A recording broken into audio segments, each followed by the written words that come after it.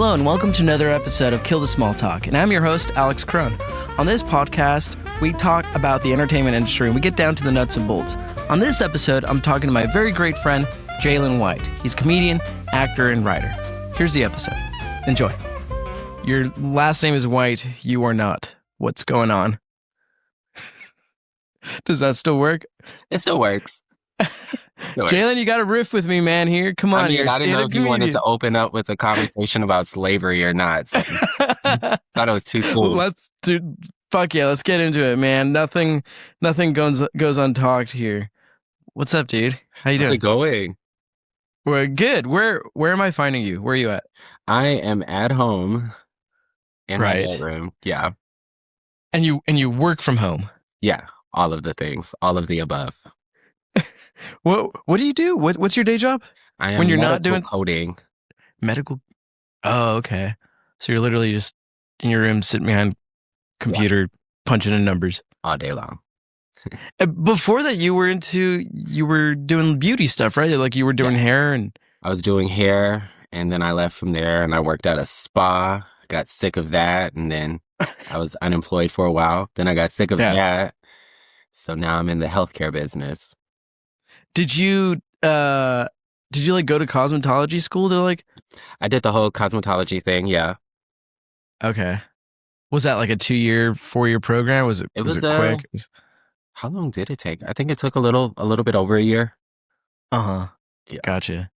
And that was after we met at Theater of Arts? Yeah. I've done like 16 different things. I feel like all of us have. Okay, for context, Jaylin and I met.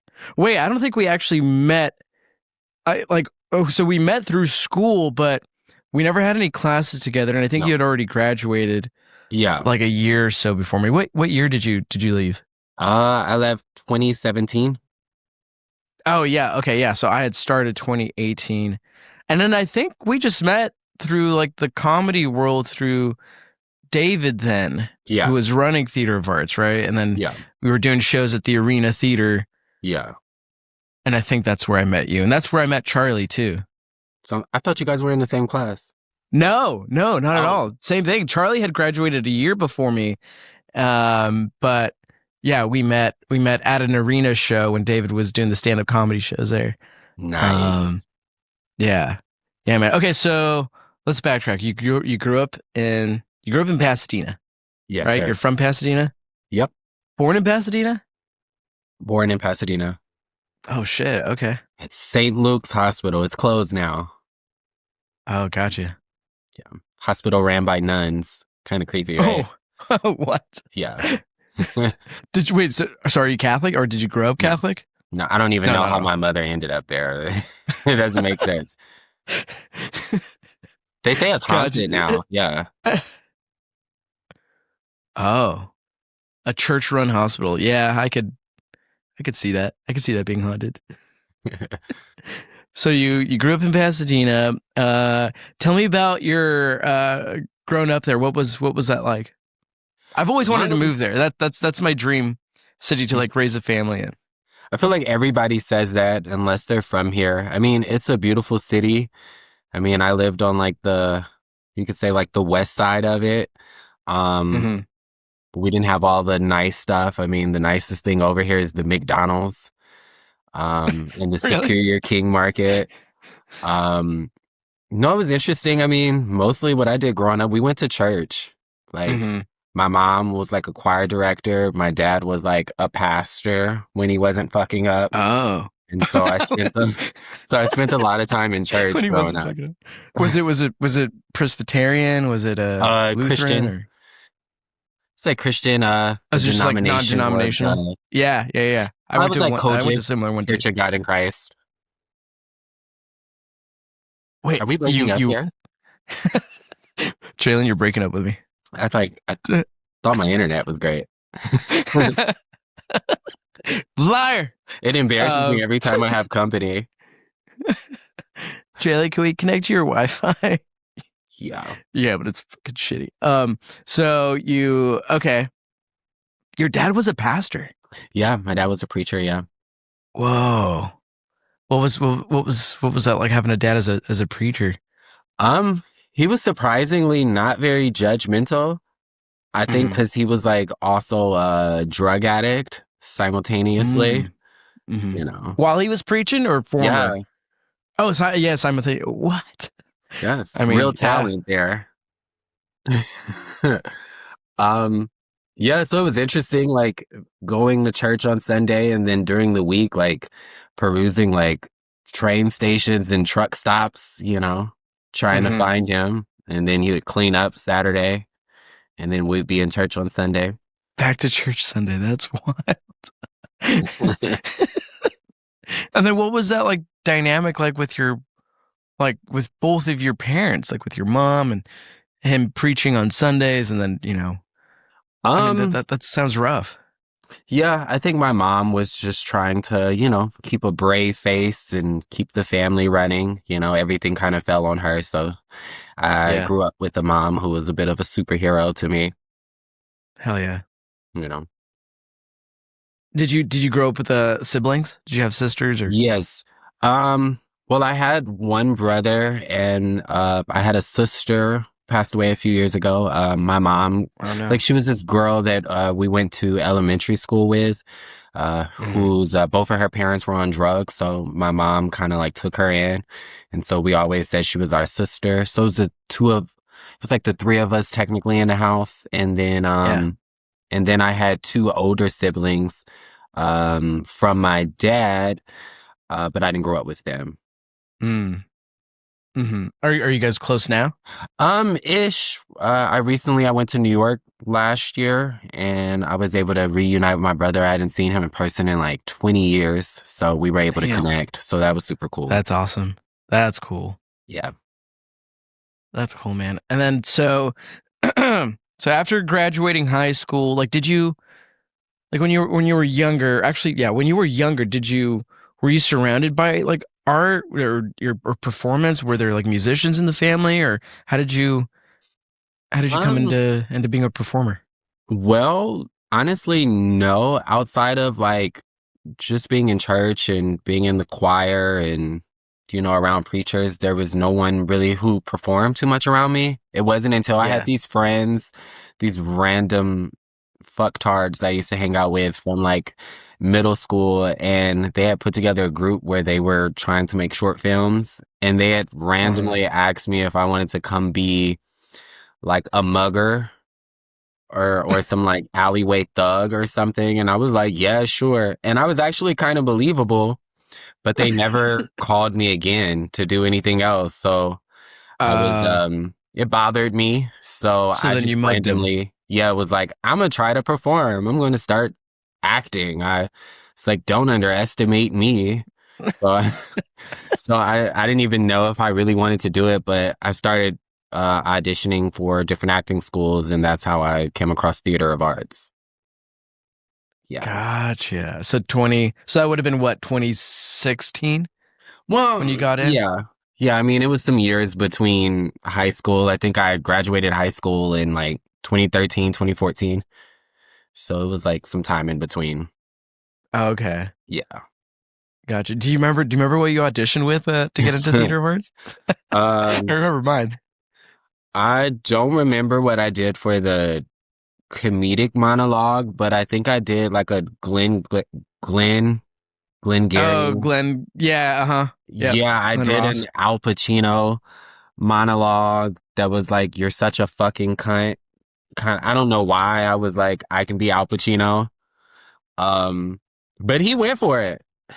They went for it. But what was your monologue? Oh shit.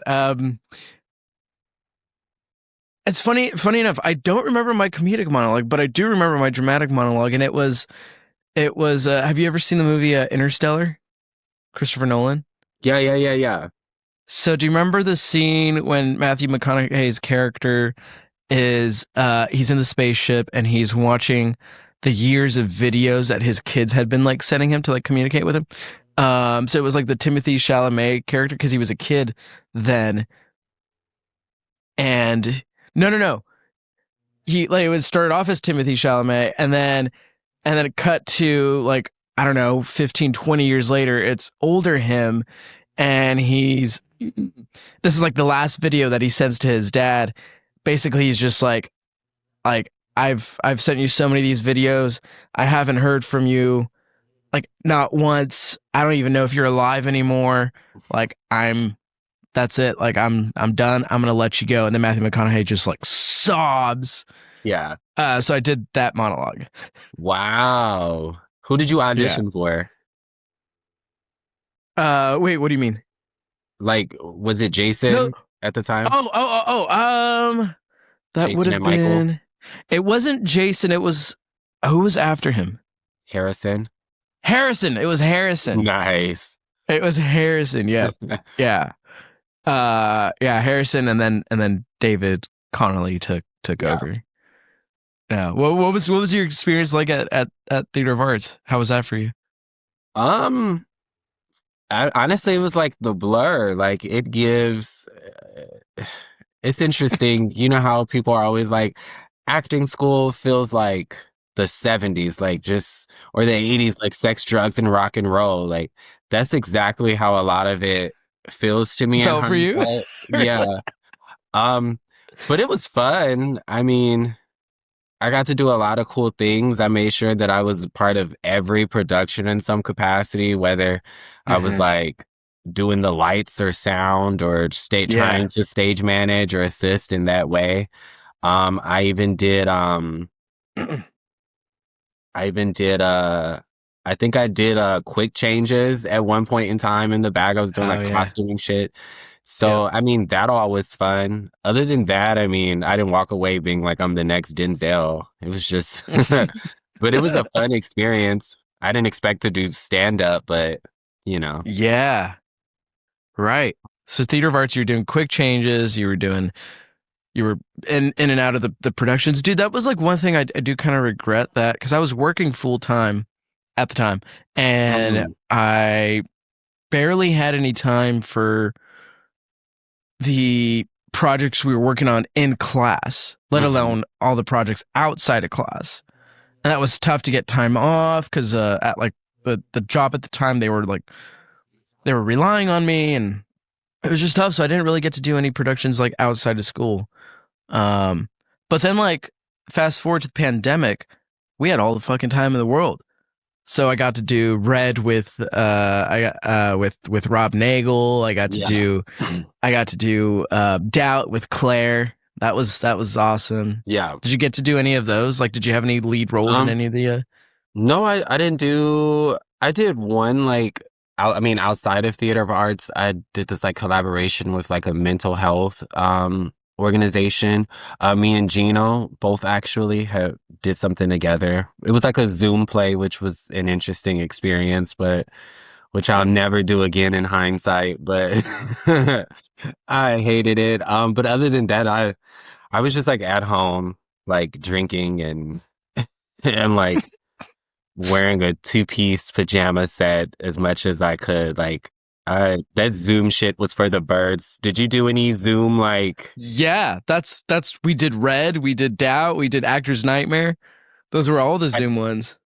I was like, I'm not even going to attend or support anybody that's doing it. I thought it was stupid. I didn't want to watch.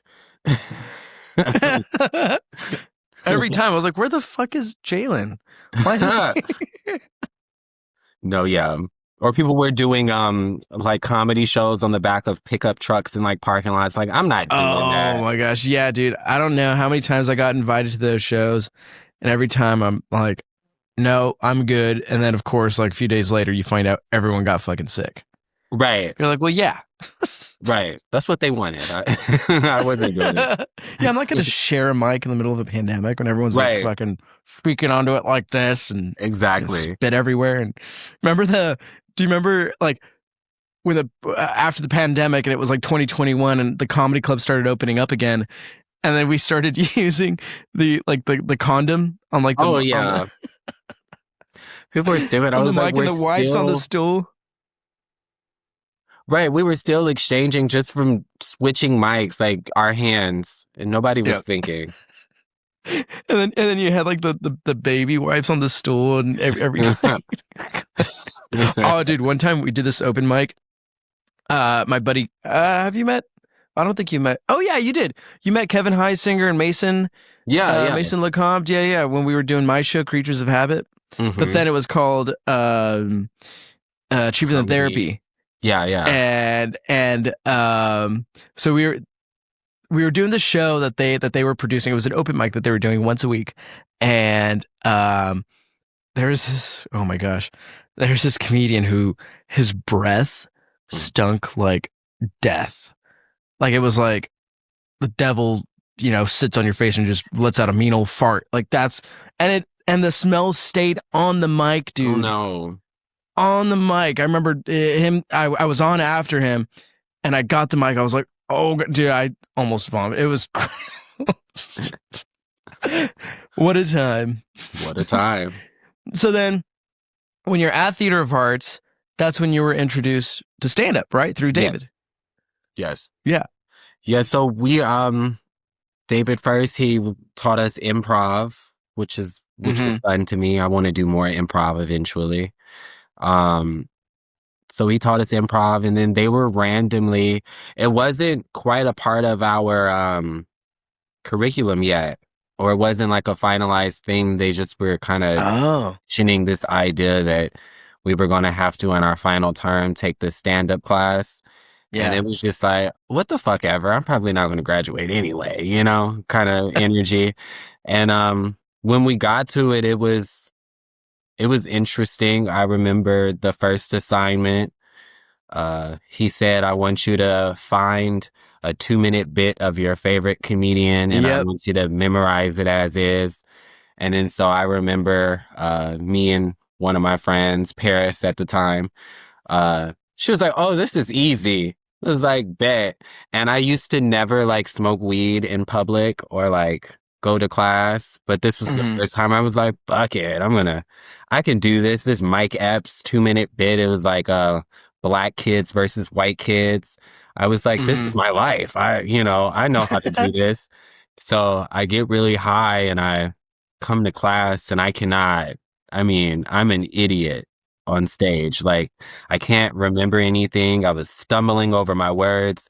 And I just remember like getting off stage and be like, I'm never doing this shit again. And then before I knew it, my shit is on airplane mode, man. Before I knew it, I started ditching that class. And David was like, if you don't come, like, you have to pass the class. Like, you're not going to graduate.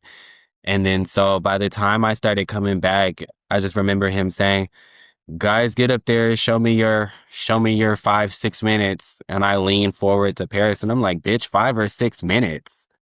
And then she's like, yeah, we've been working on something together. Like, all of us, we've been practicing. And then so while people were going up, I took a piece of scratch paper and I just wrote my shit right there. And that was my first set to the Comedy Store. And I've been doing it ever since. What? That's crazy, dude. It's just on the fly. Like, all right, shit. I got to do this assignment. Am I surprised? How'd you do? How was your first show there? Oh, it went great. Yeah. Like, who would have knew? Like, it went great. Had no expectations, honestly. What was I talk about this to the guests that do stand up and who have performed at the Comedy Store, and we talk about their first time performing there because it's such an iconic venue. A lot of comedians got their start there. A lot of comedic actors got their start too. What was, in your memory, what was your first time going up like? Like what was the moment like right before? What were you feeling? Honestly, I was nervous as hell, and I just remember I went and took a shot, and then I was like, let me use the bathroom for some reason. And I went and used the bathroom, and Bobby Lee, I know everybody has a Bobby Lee story. Yep. And he was just in the bathroom, and I don't know, he was just looking at me, and I just remember asking him, like, are you going to wash your hands? Or something. Like, we just made eye contact. It was just like awkward, but he didn't. He didn't wash his hands, And I just remember like, wow. Like my fave is, Like, he's kind of gross. But no, he was great. He was great. He's great, other than the fact that he doesn't wash his hands after he uses I restroom. wonder if he still does that shit, you know. But anyway, and then I just remember being like really nervous and feeling like I had to throw up, and I was just like, "Fuck it, do it, just go for it, do it scared," and it so you worked. threw up. No, I didn't throw up, but but I wanted to, and I just remember just going for it, and it to my surprise, it just worked. Yeah. Were you half going off of what you wrote and then like improvising in the moment as well? No, I was like, I'm gonna memorize this. Oh, okay. Yeah. Which was something I've had to learn how to shake, you know, being open to the moment, you know, being open to people's reactions. But then I was like, it's gonna go this fucking way. There's no other options. There's no plan B. Yeah, you're coming with me. Yeah. Was that a shot of Hennessy you took? That was a shot of Hennessy. How'd I know? Because I listened to your special. Exactly. That's a good segue into it. So you got your special called Casket Sharp. Yes. Right. What was when did you shoot that? I shot that back in June, I want to say, of this year. Right. Right. And that was at what venue was that? Lyric? I did. Lyric Hyperion? No, I found some like hole in the wall and like Van Nuys, like 99 seats. Okay. Like, yeah, super intimate. It sounded like you sold it out from what I was hearing. It was nice. It was nice. Nice, had a little bartender. It was a vibe, you know? Yeah. Everybody loves free parking, so that was the advantage of that, you know? Yeah. Yeah, it was good. That's cool, man. And then, well, because I remember talking to you a while back, and you were doing stand up for a while, and then there was a moment where you were like, "Yeah, I don't know. I don't know if this is for me. I might just go back to school or something." And I remember telling you, I was like, "No, dude, like, what the hell, man? Get back into it." Yeah, I want to like quit every every other day. But and then I knew like I had this situation with Comedy Dynamics, and I knew that I needed to put out something. And so I was like, well, I'm going to follow through. And then once I follow through with this, I'm going to stop doing stand up and move on to something else. And I don't know. I'm always getting kind of like pulled back in. It's like having a shitty boyfriend with good dick. You know, you just keep coming back. You can't help it. Wait, Jaylin, you're gay? Yeah. Who would have known? I thought this outfit was given like straight man. That was the goal for today. Yeah, you're giving straight man from South Central. Exactly. Come on.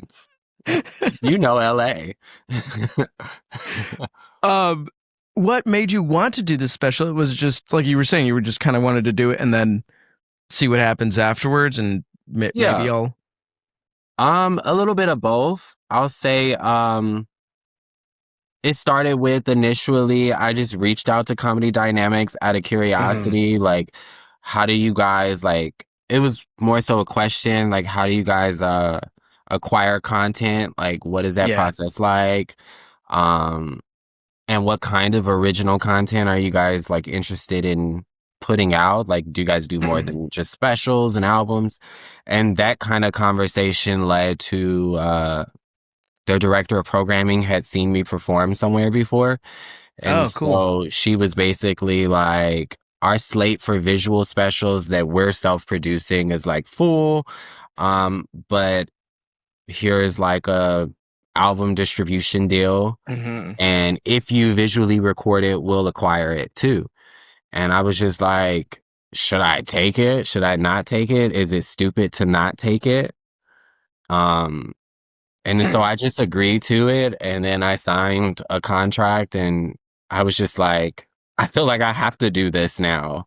No going back. Yeah, and then I just kept putting it off, and then my boyfriend was like, you need to set a date. And then he booked a venue. And then so now I was like, I'm committed to this date. And then I had this whole other concept that I was testing. And then I threw it away. And then I wrote something new.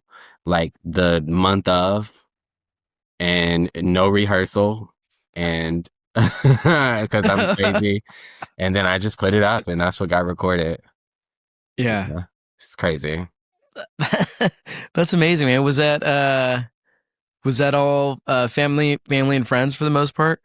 Yeah, it was like a lot of family, a lot of friends. Yeah, family and friends mostly. Yeah, some randoms I Right. didn't know, but it was cool.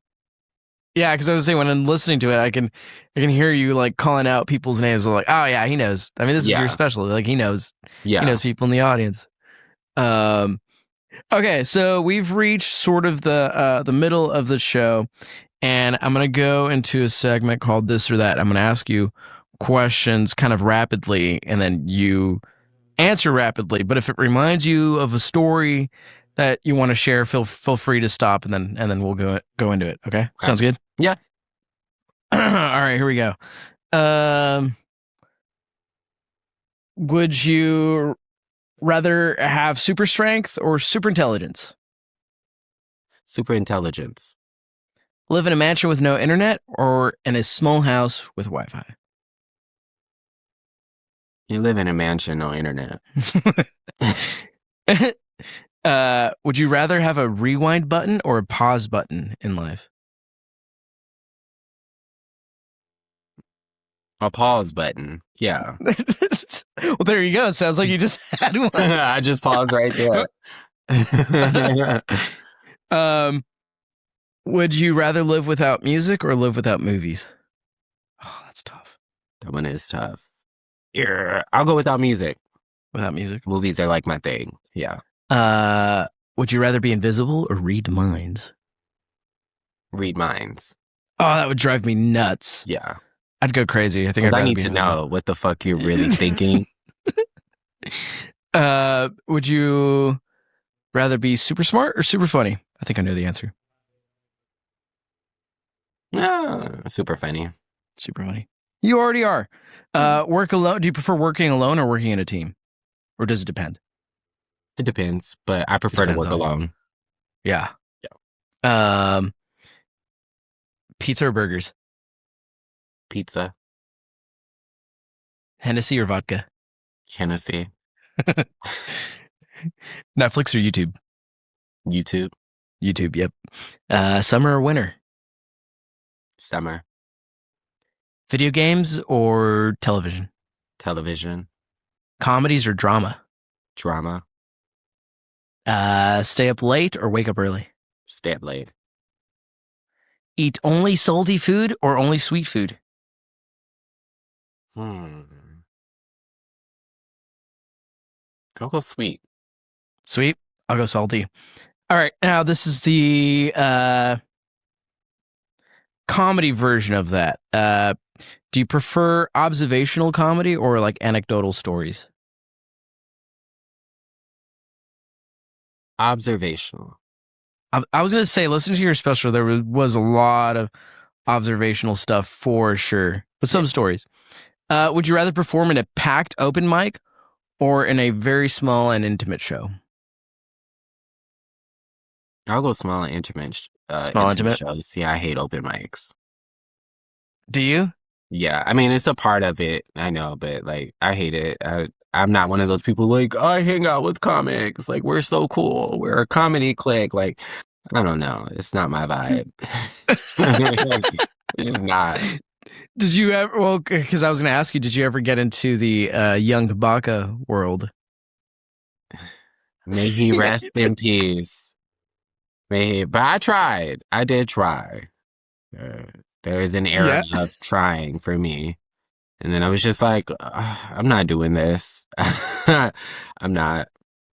Yeah, he had, I had gotten this like random text. I don't even know how he got my number, first of all. But I got in this random text. It was this long message, and there was a lot of spelling errors. So I was like, is this a scam? I remember reading it at work, and I showed like my coworkers. I was like, does this sound like a scam to you? They're like, yeah. And he puts his name. I'm like, oh, okay. So I look him up on Instagram. I'm like, oh, okay. So he's like legit, and he follows me on Instagram. And he reaches out there too. He was like, hey, we're doing this $2,000 comedy like contest at the Comedy Chateau in North Hollywood, and comics pay $20 to get in. You have to bring 3 people, and like, you know, it's at this time and whatever. I was like, all right, like I'll do it. And dude, it was the worst. I had gotten off. First of all, I'd gotten off work late, and I messaged him like, "Hey man, like is it still even like worth it?" Like he's like, yeah, still come. Like there's still people. I was like, all right. So I show up, dude. There was like one table. Everybody had gone already. I was like one of the last comics. Yeah. It was not fun. And then I did another one, Jaylin, where he invited me to do the show in North Hollywood again. And it was this like, it was like this really shady, it wasn't a hookah bar, but it was like something of that nature. And I show up, it's packed. I'm like, oh, cool, it's a packed show. Cool, I have an audience. And then I'm there for a while, and it's been over an hour and a half. I'm like, yo, like, when am I going on? And I talked to the host. I'm like, hey, like, where am I on the list? It was turned out it was a mix of rappers and comics. And he was like, 1, 2, 3, 4, 5, 6, 7, 8, 9. There's about 9 people ahead of you. I'm like, dude, I'm gonna leave. So I left and found out later on that they had gotten raided that night by the cops for a noise ordinance. So I wouldn't have gone either way. I wouldn't have been able to perform either way. Yeah, I remember when I said I had had enough was he was doing like a contest at the Comedy Chateau in North Hollywood, and I had went, and it was like you couldn't tell who was judging the show. Yep. And then the people inside the room were like, first of all, you had to pay to even be on the show. And then the people in the room were like, he's texting us the list, and then I'm talking to him, and he's like, oh, I already sent your name. Or there was just like a disorganization that I just do not fuck with at any point in time. Like, I do not like when you get somewhere and nobody tells you where to go, or like, it's going to be this, or we're going to start at this time, and then we're starting 2 hours later. Be outside. Yeah. Like that type of shit, I hate. And then he invited me to like do the Southwest kind of like festival thing or whatever. Oh, really? Yeah. Oh, no shit. And then you had to pay to be on the shows, and then there were like no perks. You had to pay for your travel, pay for your stay. At the very least, you should be able to give me a free drink, or I should be able to get some chicken wings or something. But yeah, free meal. No offer. So I was like, I think that's where I draw the fucking line. So yeah, but he was nice. He was a nice guy. Dude, you were the host to my first ever produced stand-up show in my dad's backyard in Downey. Yeah, and thank you so much for that, because I think that opportunity kind of propelled me into being able to host other things. So, oh, really? That wasn't the first time you hosted, though, right? That was the first time I ever hosted. That was? Yeah, that was the first time I ever hosted anything. Dude, you could have fooled me. I had asked you to host thinking that you had already been hosting. I was like, oh, Jaylin would be great to host. Yeah, he's got like host energy. I'm sure he's hosted many shows. That was your first one?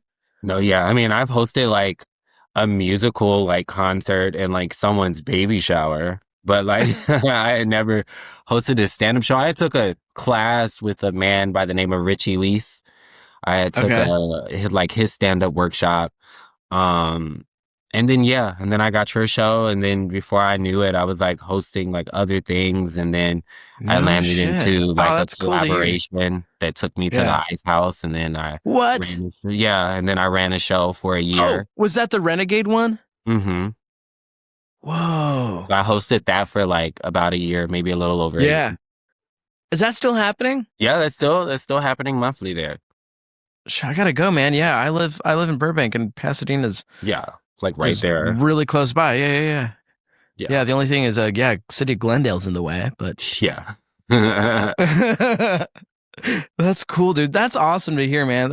Yeah. That's really cool that was your first one. What was that experience like for you? Because when I booked that show, I don't know if you realized I had booked way too many people. A lot of comedians. It was like 20 people on the list, man. That show ran like 3 hours. So I learned a lot from that first time. No, yeah. It was I really liked it when you guys moved into the gallery. Oh, in the State Gallery? Yep. Yeah.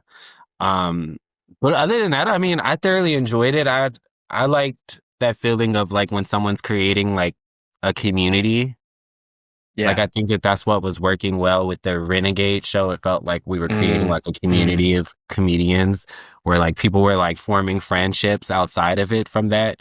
And so like I got to meet a lot of cool comics, you know, from there. So through that. So yeah, I thought it was a vibe. It was just a lot of freaking comedians that first time. Too many.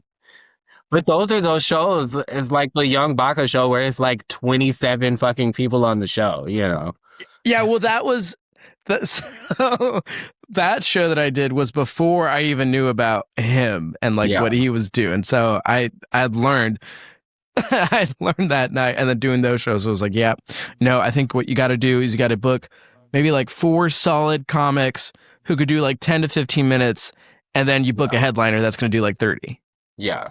I think that's a good number. And, you know, I don't think shows should go more than an hour, hour and a half. Cause like I realized like producing shows after that, like by the hour, you know, at like the hour mark, I could tell people were like trying to stretch and like moving around and like kind of looking around and losing focus. I'm like, all right, I got to keep it to an hour. Yeah. Max. Yeah.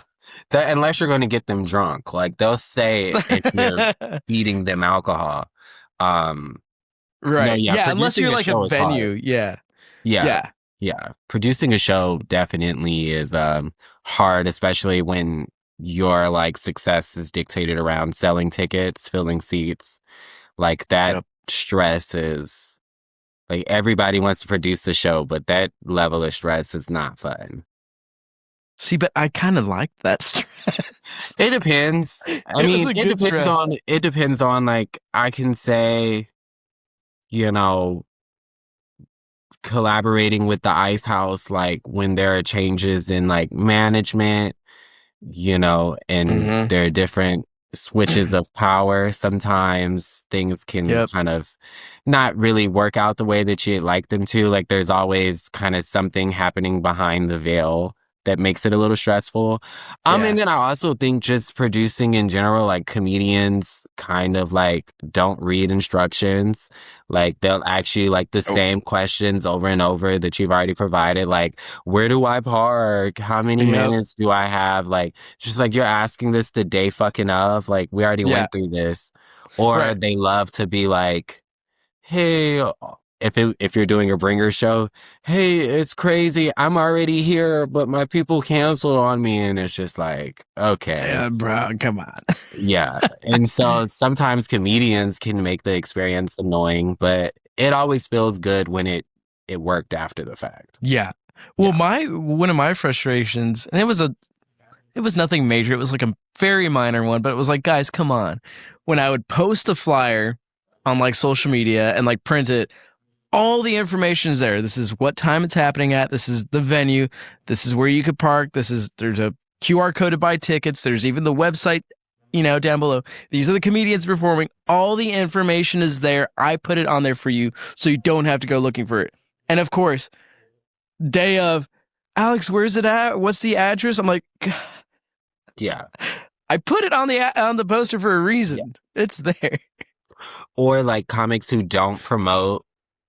Oh yeah, that was another one, dude. Gets under my skin. Oh yeah.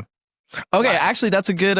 What are some icks that you get like from the comedy world doing stand up? Maybe if, like stuff that you see other comics doing, people who run the shows, audience members. What gets you? What gets you irked? The first thing I just hate shitty people. I hate people with like egos, and it's just like you've only ever performed in Van Nuys, bro. Like let's Yeah. be more humble. Yeah, you have not ventured outside of the You know, valley. Come it's on, just man. like chill. It's just like egos in general and management. Like when you're in certain places or like certain producers who have like big egos, and it's kind of like you've always wanted to be a comic, but you're not. Mhm. And so don't forget that you profit on the back of artists. So like be more humble Yeah. before you get beat up. Yeah. You know, like I have a hard time with like people that have like that like God complex in these spaces. You know, Yeah. it's a Yeah. lot I've of got those the people. authority. Yeah. Yeah. And then I hate the kind of conversation like what have you done last? Or like how many shows have you done this year? As if that like dictates how good you're gonna be. It's a matter of what you do that night. Yeah, I just Actually, hate you that said what? reminds me. I didn't mean to cut you off. Are you fine? How many shows did you do this year? I don't know. I don't think about it. It's probably not many. I hate that Uh, question. Cause I'm like, you could do 150 shows and then get up tonight and tank. And yeah. so it's just like, well, kudos to you. You did 150 shows, but you suck tonight, baby. It's just like, who cares? Yeah. Yeah. It doesn't matter. You know, but there's always some white boy like, I've done 100 shows. Like 90 of them were Cruel. open mics, baby. Like, Yeah. At the same venue. at the same place. Like, Yeah. You can't be relying on the same audience. Oh, yeah. I'm right. good. I'm like, dude, go to other places, see how well you do. Exactly. You got to get out of your comfort zone. You can't. No, yeah. Mostly people give me the ick in comedy. Like, it's really people. I don't know. They make me not enjoy it. You know, I'm a really nice, like easygoing kind of personality. So I hate when people kind of break that up with their Yeah. like dark energy. Yeah, but How do you feel when you're performing and they're not necessarily heckling you? Like it's not negative. It's almost like because it was like I liked it, but then I didn't. yeah, I didn't like it mostly when they would want to add yes, to whatever you're talking about. Like like they think, oh, because you're talking to them that means that that they can now that they're part of the show, and then they can throw in their own jokes on top of what you're already yeah. doing. I mean, Well, that was happening a lot in my album here and there, especially as far as like the end of it. Like yeah, people's alcohol was really hitting; they were feeling it, and sometimes people think they're helping you by agreeing out loud. But I call it positive heckling. yeah, And for me, I just try to go along with it. It is yeah, distracting. But I appreciate that people want to participate, and it depends. It depends on what I'm trying to do. yeah. Because there are some days when I just want to be like, shut the fuck up. This is not a conversation. This is a TED Talk, Yeah. Yeah, this is a one-way conversation.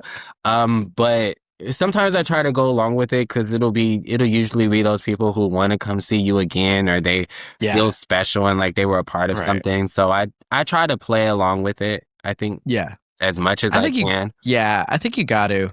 I don't think there's any way else around that. I think that's, I mean, I'd rather have that than some fucking, drunk asshole being a total, dick and totally interrupting and saying negative shit. And then, I think I'd rather have, that positive reinforcement from, audience members. Yeah, because then it brings them back and they want to see you more. Yeah. And I mean, at least they're following along. You know? So that's a good sign, because sometimes people just don't care about you. So they're like trying to figure out if the chicken wings are good, Yeah, I'm here to watch the game, bro. Yeah.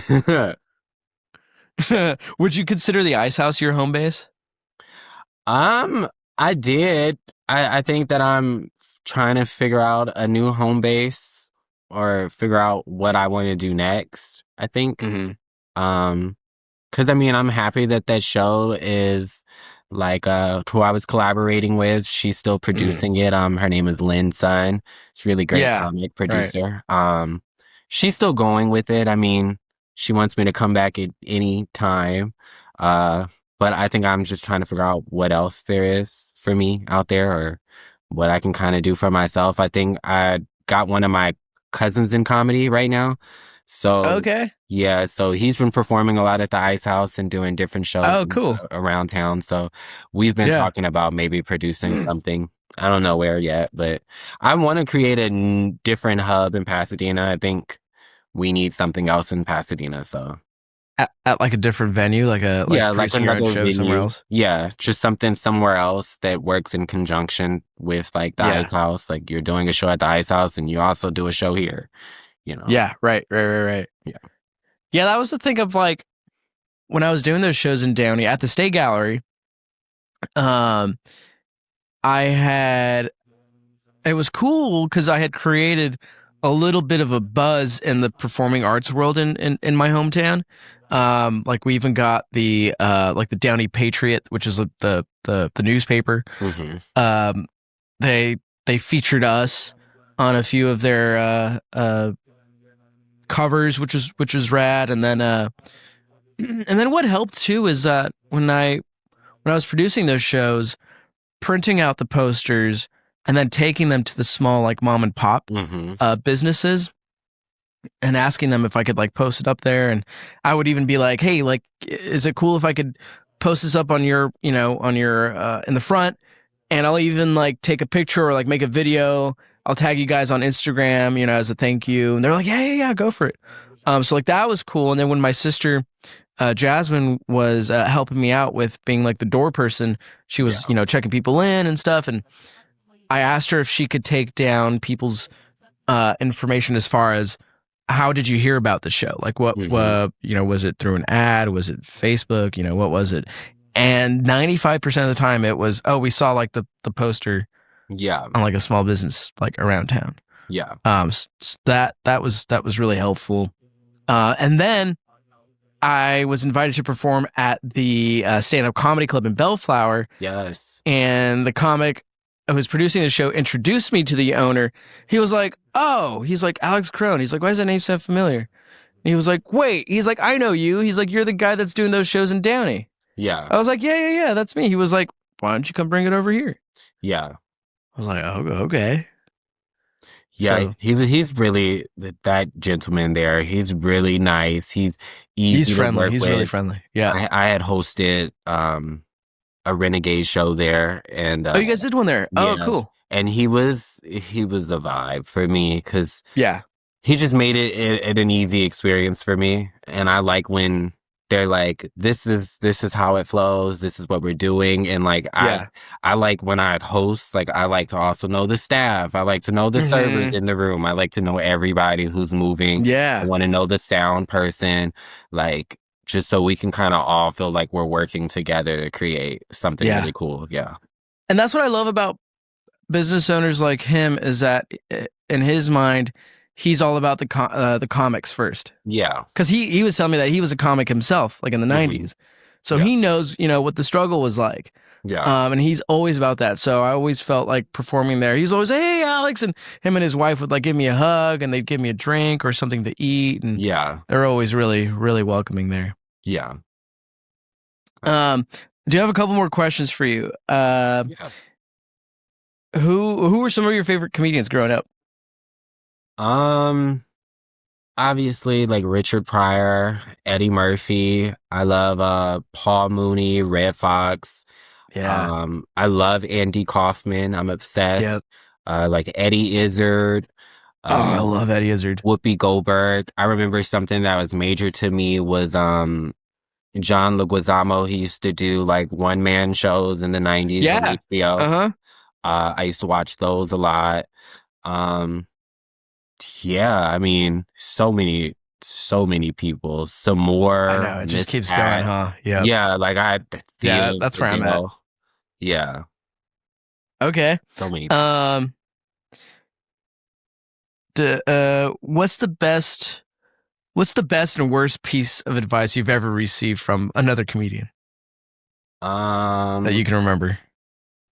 The best advice is it's like twofold. The best advice is if I take money for from a gig, if I earn any money from a gig, that becomes my set rate and don't accept anything less after that because Mm, promoters and producers talk to each other. And if you paid me $100 and I take 50 from the next person, when I ask for 100 is going to be like, but bitch, you just took 50.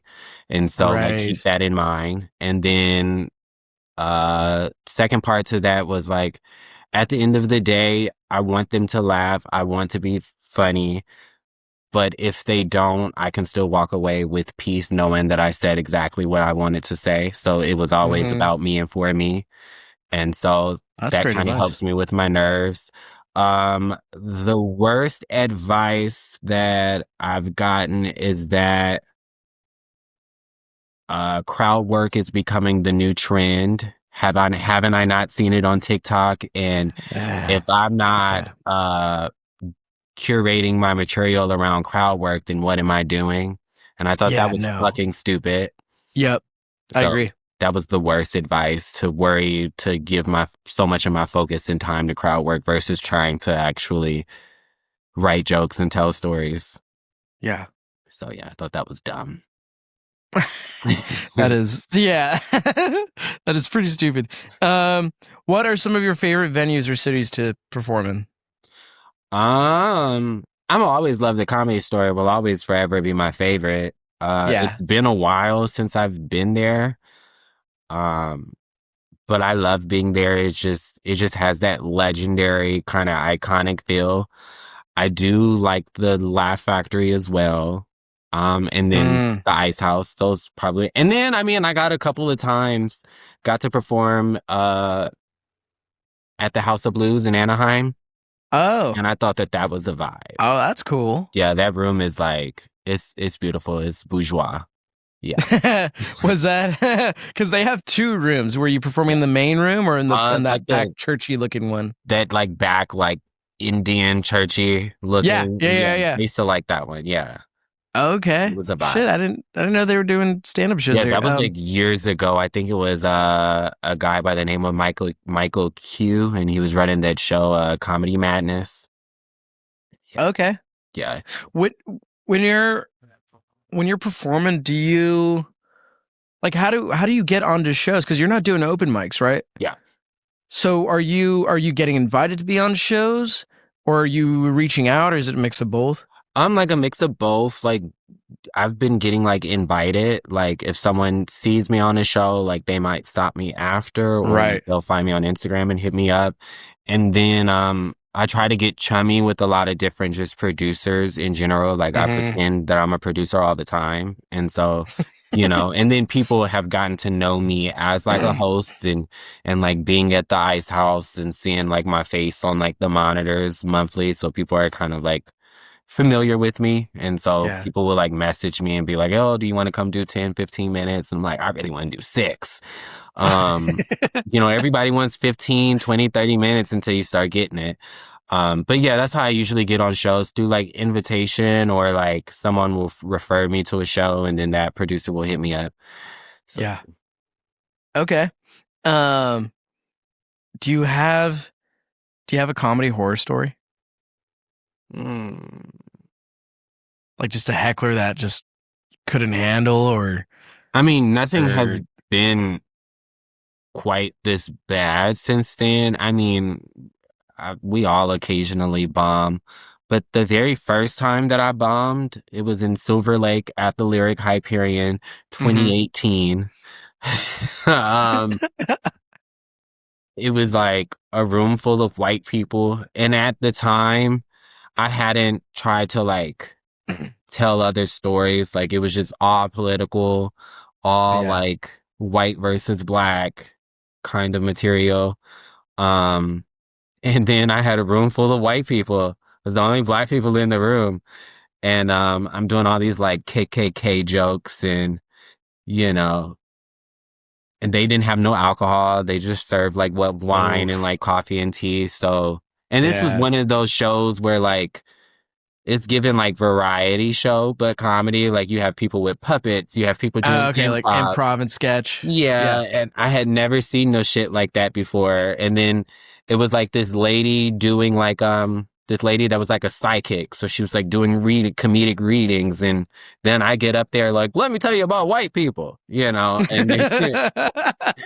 then they were like, what the fuck? And they just stared at me, and it was so bad that the comics had to come out of the green room and they sat to the side to laugh for me. And the comedics were like, man, fuck them. You were funny. But I walked away that night just ready to end it all. Devastated. Yeah, devastated. So that was probably the worst of my stories, Bombing it's such a horrible feeling, man. And when you know it too, when you're like, oh shit, this isn't going well. No, yeah. The only time it really affects me deeply is if like someone comes to see me somewhere, and this is the first time they're seeing me, and then this so happens to be the night I bomb. Like that's when it's just like a knife in my heart, because it's just like, man, yep.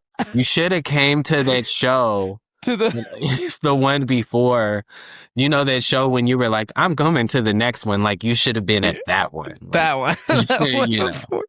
Dude, I was invited to perform at the it was a rooftop Mama Shelter in Hollywood, and the way it was set up, it was like it wasn't ideal for a comedy show, because it was it was these two long couches that were like almost beds that people would just like lay down on. I remember it being really freezing that night, and there were a couple of fireplaces, but they were like near the back towards the bar. So most people were by the fire, and I was all the way on the other side on this tiny stage, and I almost felt like I had to project even while using a mic, because I couldn't hear anyone. They were so far away. I had no idea if they were laughing or not. Yeah. And there was not a whole lot of light too, so it was like kind of dark, so I couldn't really see. So in my mind, of course, I'm like, well, I'm not hearing laughter, then I'm bombing. And then sure enough, I actually started to bomb, and I invited my coworkers that night, and that was the first time they had ever seen me do stand-up. And they were like, bro. I was like, yeah, I know. That was bad. No, yeah, that is the worst feeling, when it's like somebody's first time and then you just bomb miserably, and then it's just like, what do you even say after? Like, that's always awkward, and it's just like, well, thank you for coming. It wasn't my best. It's just like, I don't know. Yeah, well, I think the best way to get out of it is recognizing that you're bombing and then making a joke about that. Or like talking about that moment, because that's what everyone's thinking. Yeah. And then that sort of kind of relieves people of like, oh, okay, he knows. And then like they start to like, they're not all tense anymore. Now they're all like loose. But anyways, dude, I've taken so much of your time. It's been a pleasure talking to you. Do you have any upcoming shows that you'd like to plug in? I don't know. I haven't booked anything. I'm still on the fence of like, am I still even doing comedy?